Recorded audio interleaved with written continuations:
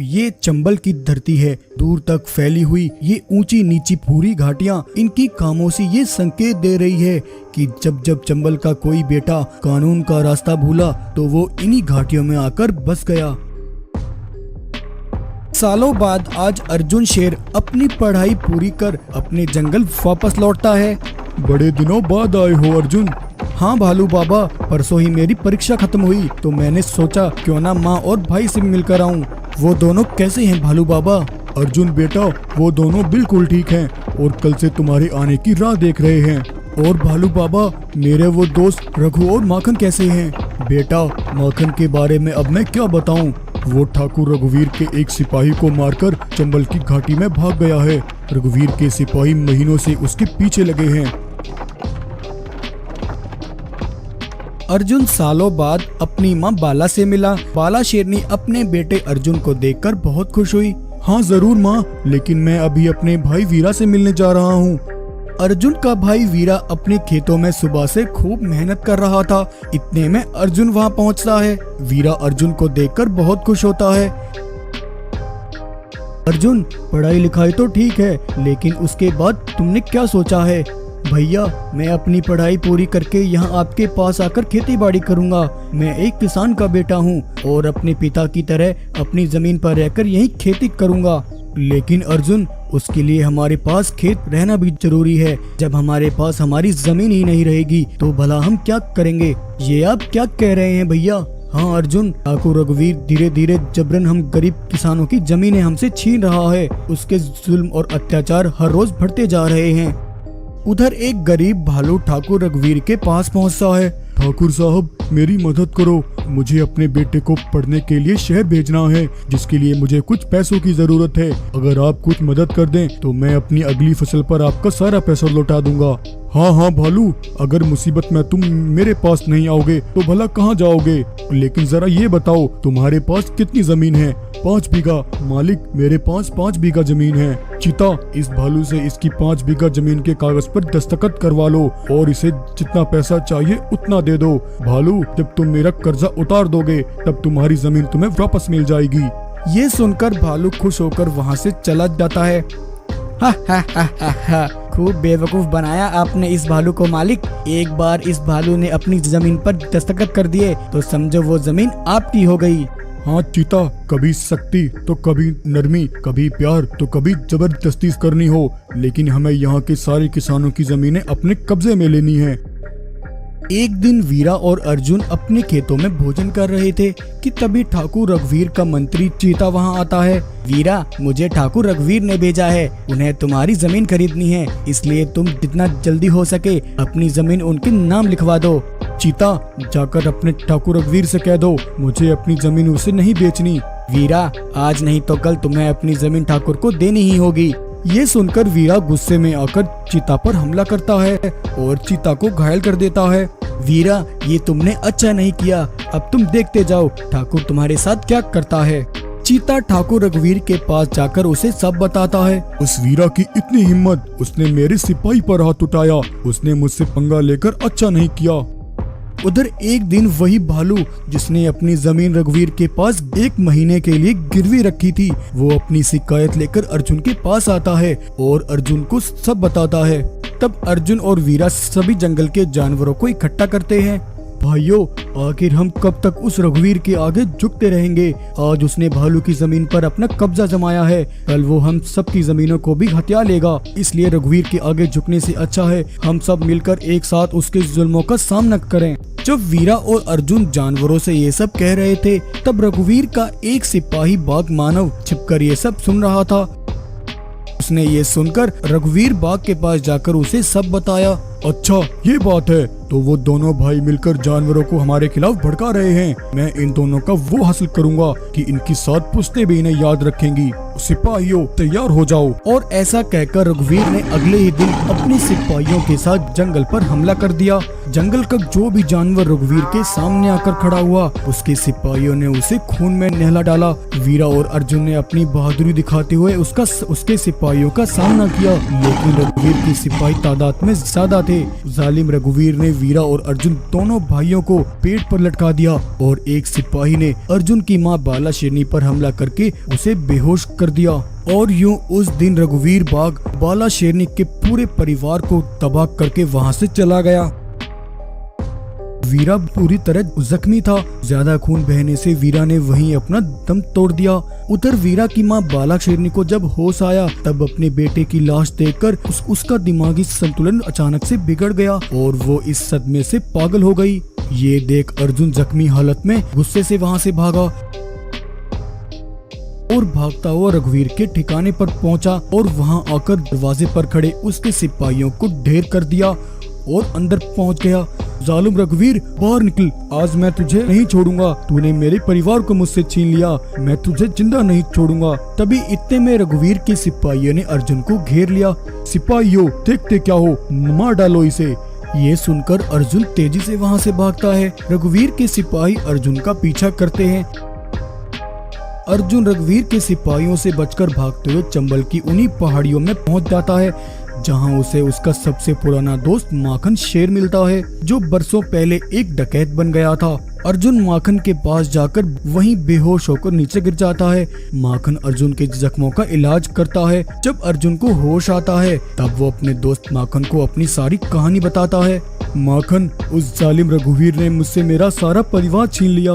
मेरी ही आंखों के सामने उसने मेरे भाई को तड़पा तड़पा कर मार डाला। इस सदमे से मेरी माँ पागल हो गई। न जाने वो इस समय कहाँ भटक रही होगी। उसने मेरा सब कुछ तबाह कर दिया। अर्जुन, आज तुम जिस दर्द से गुजर रहे हो, सालों पहले मेरे साथ भी वही हुआ था, लेकिन ये समय अफसोस का नहीं बल्कि बदले का है। तुम्हें रघुवीर से अपने परिवार का बदला लेना है और तुम्हारे इस बदले की लड़ाई में मैं भी तुम्हारा साथ दूंगा। और इस तरह उस दिन अर्जुन ने रघुवीर से अपने परिवार का बदला लेने की कसम खाई और बदले की आग में अर्जुन उस दिन अपने दोस्त माखन की तरह एक डकैत बन गया। और एक दिन अर्जुन ने माखन के साथ मिलकर रघुवीर के ठिकाने पर हमला कर दिया। माखन और अर्जुन ने मिलकर रघुवीर के सारे सिपाहियों को मौत के घाट उतार दिया और फिर अर्जुन ने रघुवीर पर वार करके उसे बुरी तरह फाड़ कर रख दिया। और इस तरह अर्जुन ने एक डकैत बनकर रघुवीर से अपने परिवार की मौत का बदला ले लिया। और तभी एक गाय अर्जुन की मां बाला शेरनी को लेकर वहां पहुंची, क्योंकि वो गाय सालों से अर्जुन की मां का इलाज कर रही थी और आज बाला शेरनी बिल्कुल ठीक होकर अपने बेटे अर्जुन से मिली। तो ये कहानी आपको कैसी लगी? अगर कहानी पसंद आई हो तो वीडियो को लाइक करें और ऐसी ही मजेदार कहानियाँ देखने के लिए हमारे चैनल को सब्सक्राइब करें। जादुई पंखों वाली बाला शेरनी अपने बेटे के साथ रघु नाम के एक गरीब शेर के पास आती है। रघु, मैं एक जादुई दुनिया से आई हूँ। मैंने वहाँ से देखा कि तुम कितनी मेहनत करते हो और बहुत ईमानदार हो, लेकिन मैंने ये भी देखा कि तुम्हारी किस्मत में सुख भरा जीवन नहीं है। मैं तुमसे यहाँ मदद मांगने आई हूँ। ये मेरी इकलौती संतान है। तुम मेरे बेटे को अपने पास रखो। मैं इसे अपनी जादुई दुनिया में नहीं पाल सकती, क्योंकि वहाँ इसकी जान को खतरा है। दुश्मन मेरे बेटे को मारकर उसकी शक्तियाँ छीनना चाहते हैं। इसे इसकी शक्तियाँ सिर्फ यहाँ धरती लोक पर ही मिल सकती हैं। इसलिए मैं चाहती हूँ कि तुम मेरे बेटे को पालो। बदले में मैं तुम्हें ढेर सारा खजाना और धन दूंगी, जिससे तुम अपनी गरीबी दूर कर पाओगे। आखिर वो कौन है जो बाला के बेटे के पीछे पड़ा था और वो बाला के बेटे को क्यों मारना चाहता था? आइए देखते हैं। बचपन से गरीबी और दुख भरा समय काटता आया रघु शेर आज अपनी फूटी किस्मत देखकर हताश और निराश हो जाता है, क्योंकि आज उसकी पत्नी ने एक साथ 5 बेटियों को जन्म जो दिया था। एक तो गरीबी और ऊपर से 5 बेटियां आ जाने से रघु के परिवार का जीवन बड़ी मुश्किल से कट रहा था। लेकिन इसके बावजूद रघु बहुत मेहनती था। वो सारा दिन अपने खेतों में काम करता, लेकिन इतनी मेहनत करने के बाद भी उसके खेत में अनाज का एक दाना नहीं होता था। रघु अपने परिवार को लेकर बहुत परेशान रहता था। वहीं उसकी पत्नी रुमझुम शेरनी एक बड़े जमींदार के घर काम किया करती थी। रुमझुम अपनी 5 बेटियों का पेट पालने के लिए जमींदार के घर ज्यादा रोटियां बनाया करती थी और बाद में बची हुई रोटियों को चुराकर उन्हें अपने घर ले आती थी। और इस तरह जैसे तैसे उनके घर का गुजारा चल रहा था। एक बार रघु परेशान होकर भगवान से कहता है, हे भगवान, ये आपने मेरी कैसी किस्मत लिखी है। 5-5 बेटियां दे दी और मेरे खेत में अनाज का एक दाना नहीं होता। मेरी पत्नी जमींदार के घर से रोटियां लेकर आती है, तब जाकर हमारे घर का गुजारा होता है। इससे अच्छा तो हमें मार दे भगवान, हमें ऐसा जीवन नहीं चाहिए। वहीं रघु की ये सारी बातें रणधीर बाघ और उसके कुछ सिपाही सुन लेते हैं। रणधीर रघु के पास आता है। रघु, मैं जानता हूँ तुम बहुत ही गरीब हो और तुम्हारे खेत में अनाज का एक दाना नहीं होता। तुम बड़ी मुश्किल से अपने बच्चों का पेट पाल रहे हो। मेरी बात मान लो, मुझे अपनी ये सारी बेटियां दे दो। मुझे बच्चे बहुत पसंद हैं। मैं तुम्हारी इन बेटियों का अच्छे से पालन पोषण करूंगा और बदले में तुम्हें इनकी मुंह मांगी कीमत दूंगा। रणधीर की बात सुनकर रघु कहता है, मेरे पास चाहे कितनी भी बेटियां क्यों ना हो और मेरे घर का गुजारा कैसे भी चलता हो, इससे तुम्हें क्या, मैं अपनी बेटियां तुम्हें कभी नहीं दूंगा। रघु की ये बात सुनकर रणधीर बहुत गुस्से में आ जाता है। रघु, अभी तो मैं जा रहा हूँ, लेकिन तुम्हें एक दिन अपनी बेटियां मुझे देनी ही पड़ेंगी। मैं भी देखता हूँ आखिर कितने दिन तक तेरा ये घर चलता है। ऐसा कहकर रणधीर बाघ जमींदार के घर चला जाता है, जहाँ रघु की पत्नी रुमझुम शेरनी काम किया करती थी। जमींदार, रघु की पत्नी रुमझुम तुम्हारी आंखों में धूल झोंक रही है। वो हर रोज तुम्हारे घर से खाना चुराकर अपने बच्चों को खिलाती है। अभी भी वक्त है, संभल जाओ, वरना एक दिन वो चालाक शेरनी तुम्हारा सब कुछ ले जाएगी। ये सुनकर जमींदार गोरिल्ला को रुमझुम पर बहुत गुस्सा आता है। रुमझुम जब अगले दिन गोरिल्ला के पास काम करने आती है, तब गोरिल्ला उसे खाना चुराने के जुर्म में काम पर से निकाल देता है। रुमझुम उदास होकर वहाँ से चली जाती है। ये देख रणधीर बाघ बहुत खुश होता है। हा हा हा हा हा हा हा। अब तो उस रघु को मुझे अपनी बेटियां देनी ही होंगी, वरना वो अपनी उन 5-5 बेटियों को क्या खिलाएगा। रुमझुम और रघु अपनी गरीबी को लेकर बहुत परेशान थे और तभी एक दिन और वो रघु को अपने बेटे को देकर उसका पालन पोषण करने के लिए कहती है, शेरनी बहन, मैं आपके बेटे को पाल लूंगा, लेकिन मुझे बदले में धन दौलत नहीं चाहिए। मैं मेहनत मजदूरी करके अपना गुजारा कर लूंगा।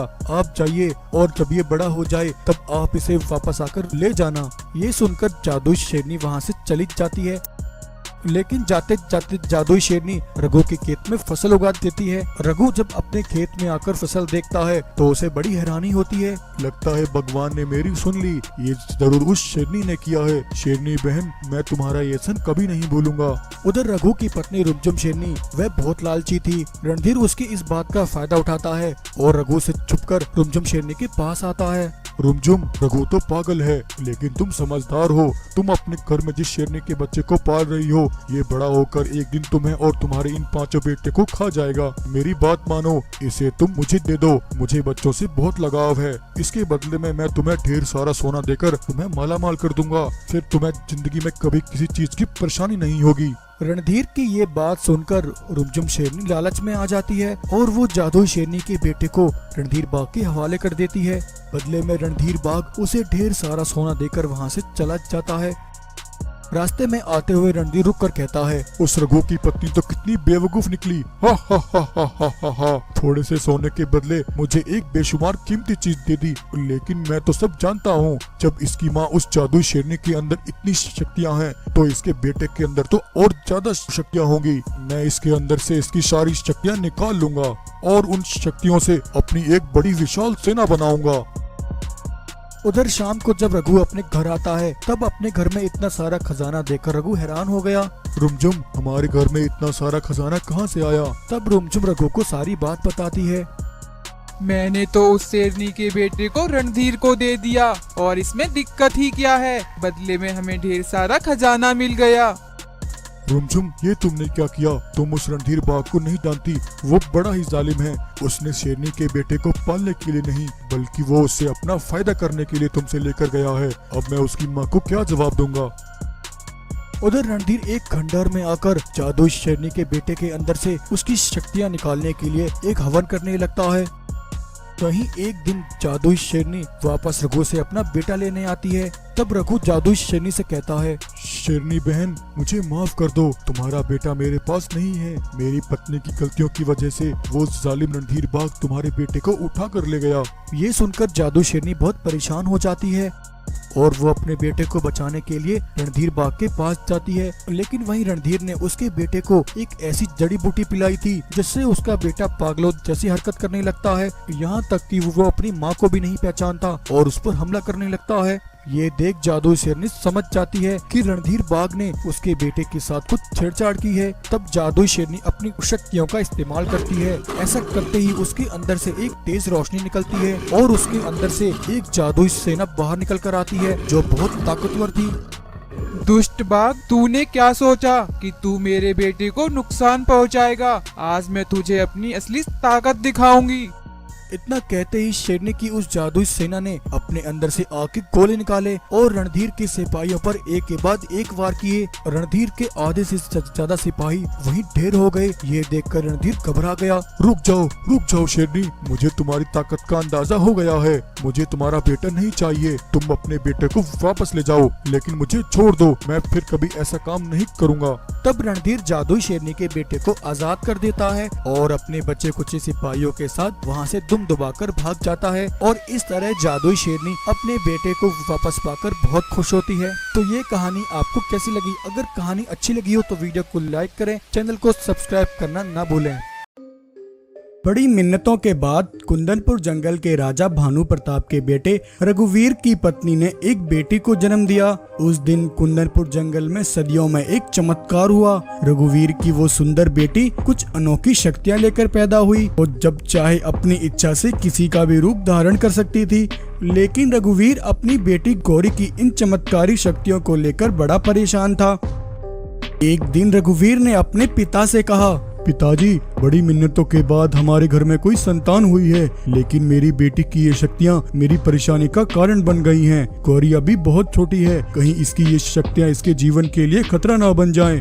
बेटा रघुवीर, तुम बिल्कुल सही कह रहे हो। मुझे भी गौरी की बहुत चिंता होती है। इस समस्या का एक ही समाधान है, तुम इसे कल ही लेकर हमारे कुलगुरु पुजारी के पास जाओ, वो जरूर तुम्हें इसका कोई न कोई समाधान अवश्य बताएंगे।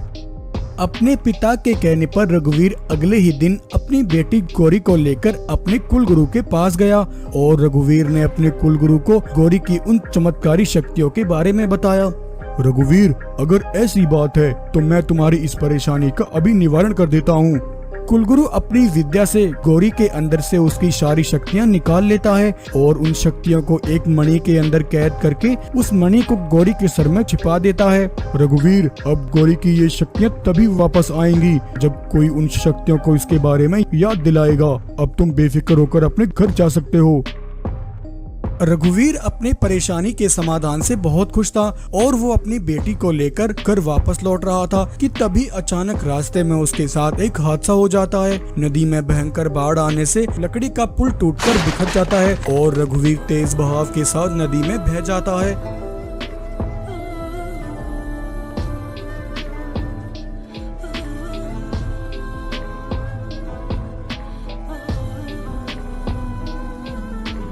जब भानु प्रताप के सिपाहियों को इस घटना की खबर मिली तब कुंदनपुर के सिपाही सारी नदी को ठान मारते हैं, लेकिन उन्हें रघुवीर की लाश कहीं नहीं मिलती।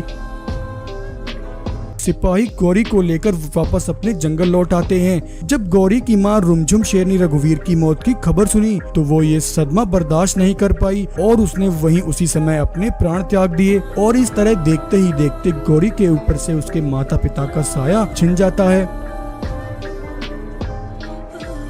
अब गौरी के लिए उसकी दादाजी भानु प्रताप ही उसका एकमात्र सहारा थे। भानु प्रताप जैसे तैसे गौरी का पालन पोषण करते हैं।